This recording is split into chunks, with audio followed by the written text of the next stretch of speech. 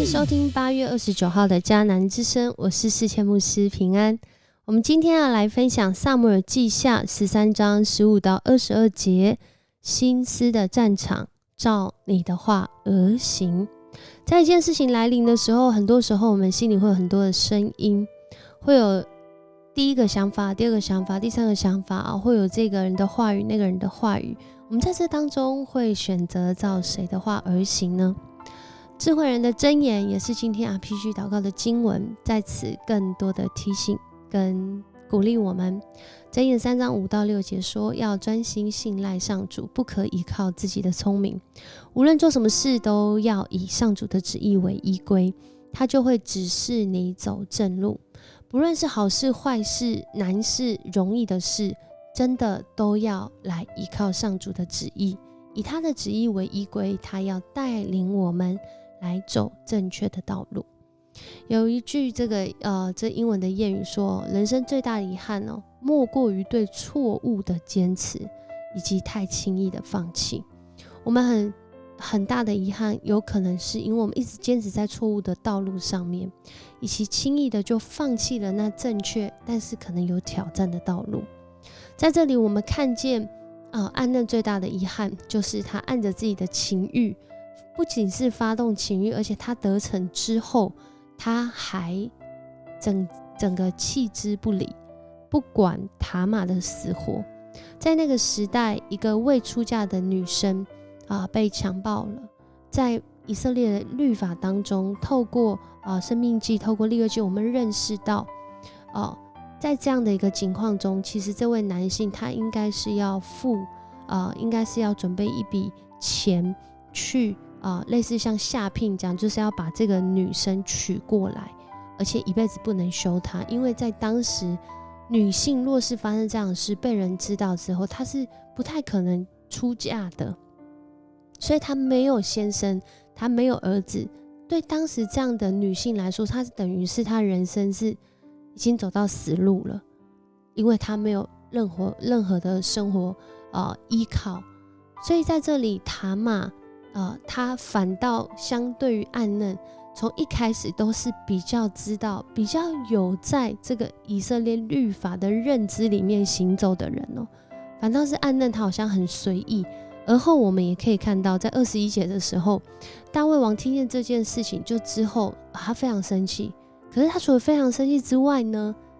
其实在74译本，就是希腊译本的解释的经文的记载就有讲到什么呢？他说大卫王非常生气但他并没有责备暗嫩，因为暗嫩是他所爱的长子。我们看到人生最大的遗憾又再次出现了，对错误的坚持，就是他没有去管教他的儿女，使他的儿女走在正确的道路。反倒在这里我们看到的是大卫王只是生气，他没有一个行动的介入，透过他自己曾经有的错误，如今他儿子也做错了一样的事情。然而在这里他自己认罪回来，但是他没有去教导他的儿子，以至于这是埋下了一个杀身之祸。而且他大卫即将要经历的就是他儿子互相残杀，押沙龙就在这当中扮演了那个关键的角色。他也没有按主的话而行，反倒他知道了妹妹所经历的事，就怀恨在心，甚至还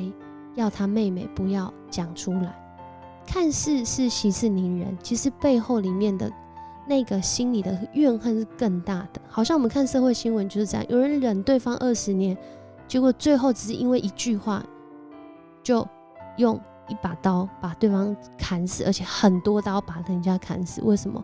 因为他已经累积20年。押沙龙让我们看见，人的心若是没有照上帝的话而行，他心没有上帝的话每一天来滋养，而是他自己的话每一天来滋养他的心，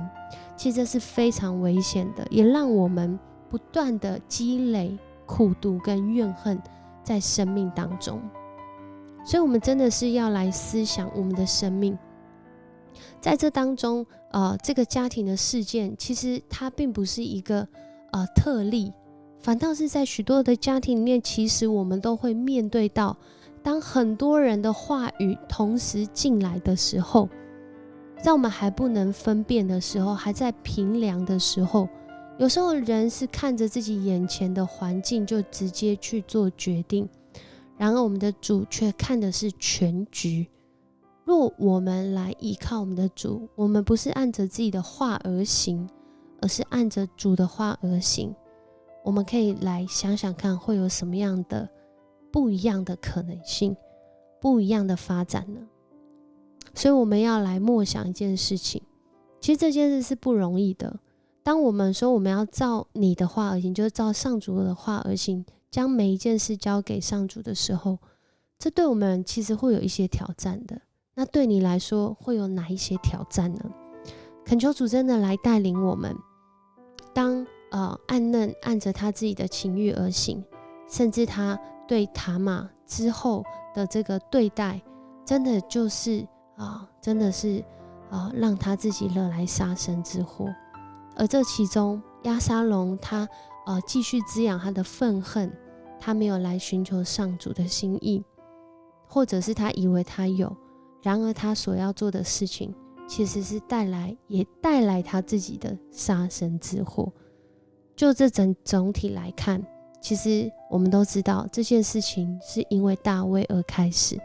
然而也跟大卫脱不了关系，更是在这个时刻要管教的时刻，他也没有好的方式也没有照上帝的话而行来管教他的孩子，这是非常可惜的地方。所以我们看见这个家庭我们常常说人伦悲剧，就是在一个没有按着上主的真理而行的情况下，一个罪恶接着一个罪恶的发生。所以我们要恳求主来帮助我们真的是求主停止我们心中那自我中心自以为意的罪，恳求主来帮助我们按着他的话而行，来走出那正确的道路。我们一起来祷告。主，我们来到你的面前，主很多的时候我们不知道自己自以为是自以为意，我们还以为我们是合你的心意，但谢谢你让我们可以每一天透过你的话，当我们要照你的话而行的时候，我们真实生命被挑战，我们是不是有合神心意，甚至我们在一个好像受亏损受亏待的情况下，主更是在这样的事上面恳求主你帮助我们，是要寻求你的心意来面对来处理，而不是依靠自己的聪明，不是专顾自己的事，也不是以自我为中心。恳求主你来带领我们，因为我们知道人的心是不容易能够来完全听主你的话的。然而我们在这其中经历到你的恩典，我们在这其中认识你对我们良善的心意，让我们有勇气可以与主你一起来努力合神你的心意。谢谢你与我们同在，持续的带领我们在每一天的迦南之声当中照你的话而行。我们这样祷告是奉靠主耶稣基督得胜的名，阿们。很高兴跟你一起分享迦南之声，愿主带领你在今天特别在心思的战场上照主的话而行，而且是大大蒙福哦。我是思谦牧师，我们明天见。